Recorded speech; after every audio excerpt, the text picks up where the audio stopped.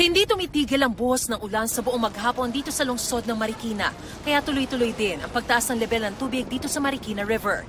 Kahit nga umuulan, tuloy-tuloy pa rin ang dredging operation o paghuhukay ng lupa sa ilalim ng ilog para makatulong kahit papaano upang di umapaw ang Marikina River. Inaasahan natin na tataas ang Marikina River, patuloy ito dahil sa nakaraang 3 oras ay double digit ang rainfall count na naitala sa mga kabundukang nakapaligid sa Marikina. May mga inihanda ng mga rescue boats at iba pang kagamitan ng lokal na pamahalaan, lalo't nagtaas ng orange rainfall warning sa Metro Manila kaninang alas 5 ng hapon.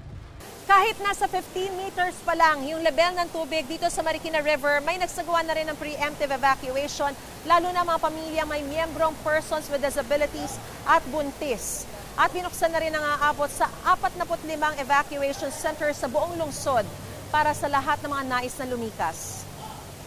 Pati ang level ng tubig sa Tumana River, masusi rin binabantayan ng lokal na pamahalaan. Dito sa Barangay Hulo sa Pililla, Rizal, tumaas na ng husto ang tubig sa Laguna de Bay.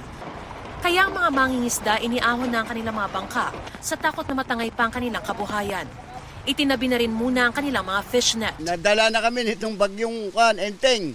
Na biglang bumaha. 3 katao nga po, hindi pa nakikita hanggang ngayon. Naano dyan sa ating lawa. Tatali po namin sa matitibay na talian para kung sakaling bumaha, kami nakahanda. Kaya handa po lang namin, baka maanod sa lawa. At yan yung panghanap buhay po namin. Mahalaga po sa amin yan. Ipinagbabawal na rin ng lokal na pamahalaan ang pangingisda. Pero may nakunan pa rin ang GMA Integrated News na pumalaot sa gitna ng masamang panahon. At kahit pinakikiusapan na ng barangay ang mga nasa tabing ilog at lawa na lumikas na, may ilan pa rin kaming inabutan na nagkukumpuni ng kanilang bubong. Ngayon pa lang kasi, may mga nasiraan na ng bubong at may bumagsak na ring puno. Sobra po laki po ng ating lawa at pagka po nagsalubong po ang ating pong ilog dito po sa Pililla River, pag nagtagpo po ay wag naman po sana, talaga pong lalaki na naman po ang tubig. At ang amin lang pong hiling talaga po sa ating mahal na Panginoon, wag na po namin maranasan yung naranasan namin ng bagyong Enteng na talaga pong lampas tao ang tubig dito sa Kabayanan.